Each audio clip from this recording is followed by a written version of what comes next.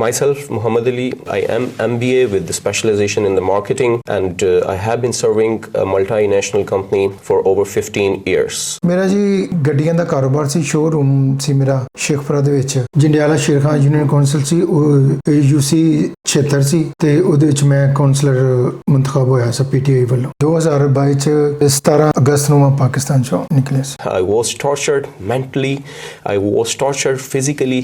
ਮੇਰੇ ਬੱਚੇ ਜਿਹੜੇ ਨੇ ਸਕੂਲਾਂ 'ਚ ਪੜ੍ਹਨ ਵਾਲੇ ਬੱਚਿਆਂ ਚੋਂ ਮੇਰੇ ਇੱਕ ਬੇਟੇ ਨੂੰ ਪੁਲਿਸ ਅਰੈਸਟ ਕਰਕੇ ਲੈ ਗਈ ਕਿ ਆਪਣੇ ਬਾਪ ਨੂੰ ਪੇਸ਼ ਕਰੋਗੇ ਤੇ ਇਹਨੂੰ ਛੱਡਾਂਗੇ, ਜਿਹਦੇ 'ਚ ਮੇਰੇ ਬੱਚੇ ਦੀ ਪੁਲਿਸ ਸਟੇਸ਼ਨ ਦੇ ਵਿੱਚ ਤਬੀਅਤ ਖਰਾਬ ਹੋ ਗਈ, ਜਿਹਦੇ 'ਚ ਫਿਰ ਮੈਂ 3-4 ਡਿਫਰੈਂਟ ਜਗ੍ਹਾ ਤੇ ਜਿਹੜੇ ਸਪੈਸ਼ਲਿਸਟ ਨੇ ਬੱਚੇ ਨੂੰ ਚੈੱਕ ਕਰਵਾਇਆ, ਜਿੰਨੀਆਂ ਰਿਪੋਰਟਾਂ ਵੀ ਮੇਰੇ ਕੋਲ ਨੇ। ਉਹਨਾਂ ਰਿਪੋਰਟਾਂ ਵਿੱਚ ਕੀ ਆਇਆ? ਰਿਪੋਰਟਾਂ ਦੇ ਵਿੱਚ ਇਹ ਆਇਆ ਕਿ ਡਾਕਟਰਾਂ ਨੇ ਇਹ ਕਿਹਾ ਕਿ ਬੱਚੇ ਨੇ ਸਟ੍ਰੈਸ ਲਈ ਹੈ, ਕਿ ਉਹਦੇ ਦਿਮਾਗ 'ਚ ਉਹਨਾਂ ਕਿਹਾ ਕਿ ਜਿਹੜਾ ਨਾ ਝੱਲੀ ਜੀ ਬਣ ਗਈ ਹੈ। As it is enshrined in the United Nations definition of a refugee as a person who has a well-founded fear of persecution from the country of origin based on various reasons. It could be race, it could be religion, it could be political, it could be sexuality, etc.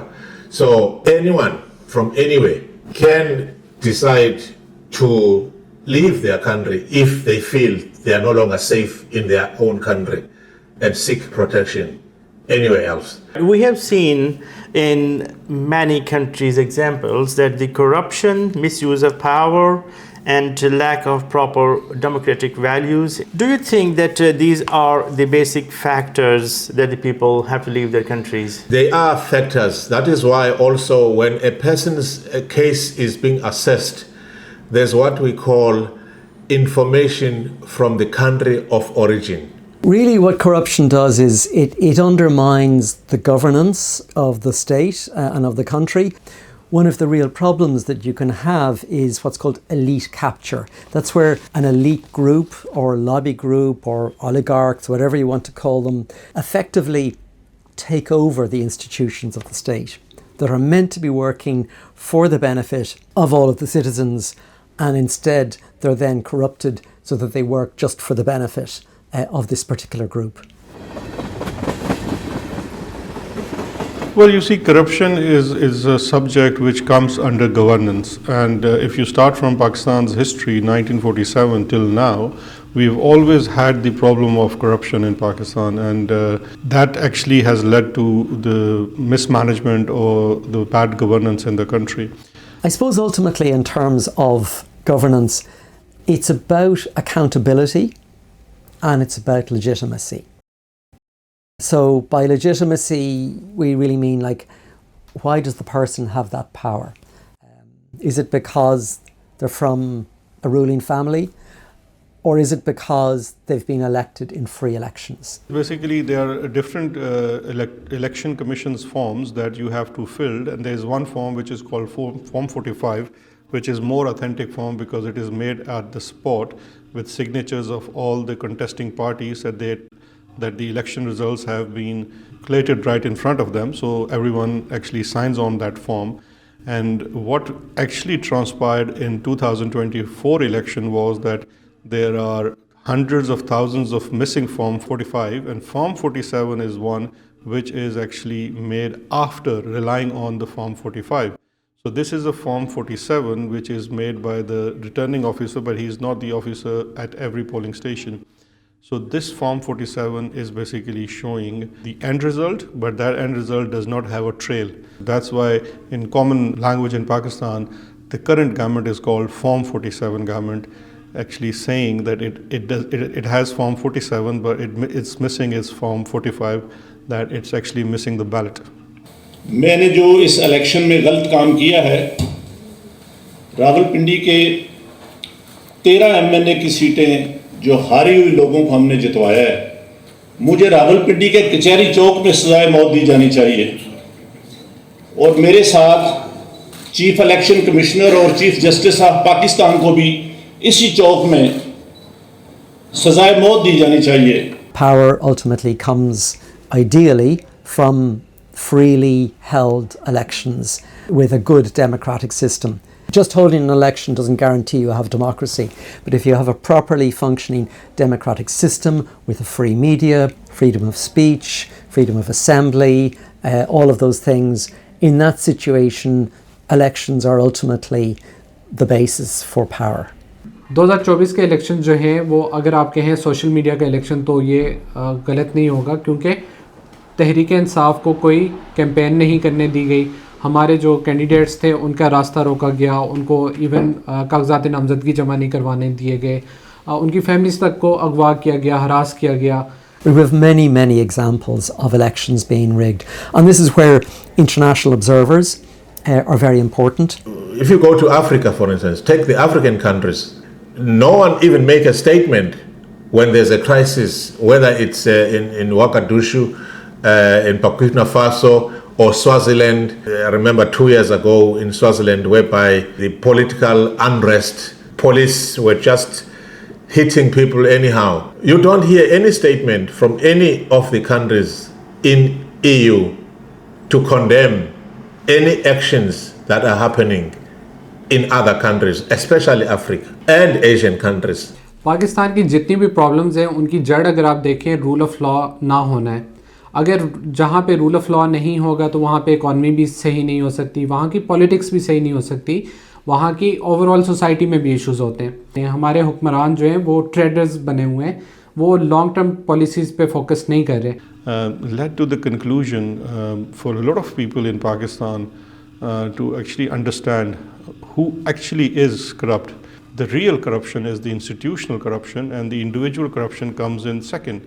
It's hard to draw a direct line between corruption and emigration. It's different in every context, but certainly what corruption does is it means you have much poorer governance. The state doesn't operate as effectively as for example, as a developmental state in terms of promoting sustainable development, economic development, helping people to escape from poverty. It doesn't operate as effectively. That can, of course, in due course, be linked to higher rates of emigration if people don't see a future. We have seen this thing in Pakistan where people are becoming very hopeless regarding the future.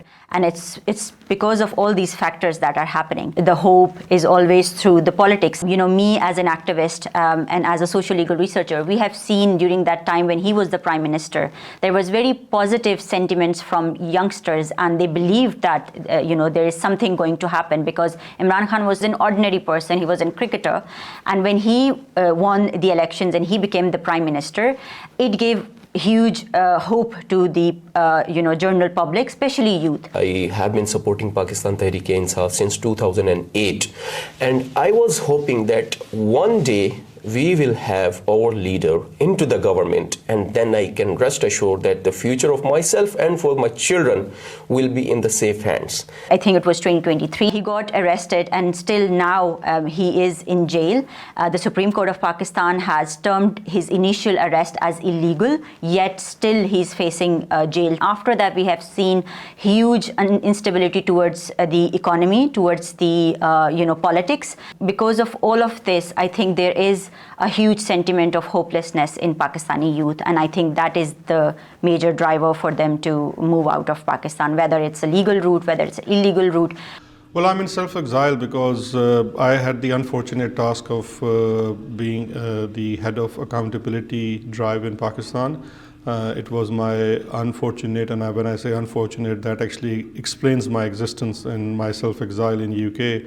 That I had to not only oversee or advise Prime Minister on working of anti-corruption institutions within the country, but also advise him how to fight it off. And while doing so, what we realized and what we discovered was not to the liking of the military establishment, because we could clearly see that military establishment is actually using the whole anti-corruption work for their own advantage, because it was the same military establishment which first assisted and helped the investigating bodies by being members of different commissions in finding corruption of previous regimes. And then later on, when the time of regime change came in 2022, the same intelligence agencies and the military establishment help them get away from all this.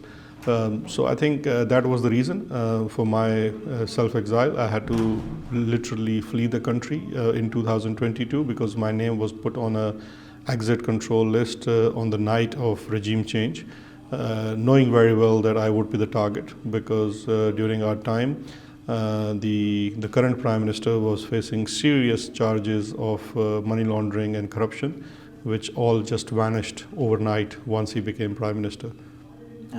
ਤੁਸੀਂ ਕੀ ਸਮਝਦੇ ਹੋ ਕਿ ਅਗਰ ਪਾਕਿਸਤਾਨ ਦੇ ਵਿੱਚ regime change operation ਨਾ ਹੁੰਦਾ ਤੇ ਕਿਆ ਤੁਸੀਂ ਫਿਰ ਵੀ ਪਾਕਿਸਤਾਨ ਛੱਡਦੇ?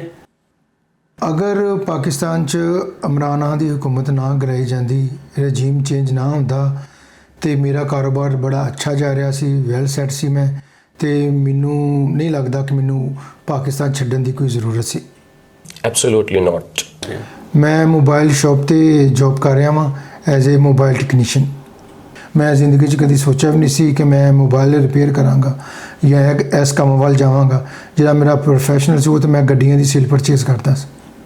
Pakistan has been among one of the top nationalities who are seeking asylum in Ireland. So if we talk about 2021, there were 68 applications that are from Pakistanis, but the number exceeded in 2022 and it was around, you can say 242. And then it became more than double in 2023. And then in 2024, we had around 1,300 applications. And if you talk about right now, like till August, there is already 1,060 applications. So altogether, I would say like the whole 5 years, there are approximately 3,300 Pakistanis who have applied for the asylum in Ireland. मैं और मेरे जैसे हज़ारों सैकड़ों नौजवान जो हैं जो पाकिस्तान के अंदर पॉलिटिक्स करना चाह रहे हैं, उनसे पॉलिटिक्स करने का हक इस टाइम छीन लिया गया है। हम चाहते हैं कि हमारी जो अपनी सोच है हम वो बोलें, हमारी जो सोच है हम वो लिखें, हमारी जो सोच है उसके मुताबिक चलें, हम जिसको चाहते हैं उसको वोट दें। हम ये चाहते हैं कि पाकिस्तान के अंदर रूल ऑफ लॉ हो, लेकिन पाकिस्तान के ऊपर जो मुसल्लत माफिया है वो समझता है कि हमारे पास ये राइट नहीं है। वो समझता है कि पूरे पाकिस्तान के अंदर हर शख्स, हर नौजवान के ख्वाबों का फ़ैसला करने का हक़ उसका है। इमरान खान की स्ट्रगल इसलिए है कि पाकिस्तानी नौजवानों का हक़ हम किसी एक शख्स को नहीं देंगे। हमारे जो ख्वाब हैं उनका फ़ैसला कोई एक शख्स नहीं कर सकता, हम अपने ख्वाबों का फ़ैसला खुद करेंगे। At the government level, obviously everything is political, all right? People can, sometimes even some countries will shut down the people that want, to vocalize their ideas politically because it differs to the one that is holding the power. Whereas that is what people need to do, to get together and mobilize themselves to challenge the regimes. The attacks on dissidents or people who leave the country did not stop when I left the country. They continued. In first go, they attacked my home, my family. My brother was kidnapped, tortured, kept in illegal custody for months. And then when this did not bear any fruits for them, they came after me in the UK and there was an acid attack. And that acid attack was actually to intimidate me, to threaten me, to just bow down to their demands and pressure, which I refused, and I still continue to refuse, but I'm still under a threat in the UK. I still have to watch my back because the war is not over.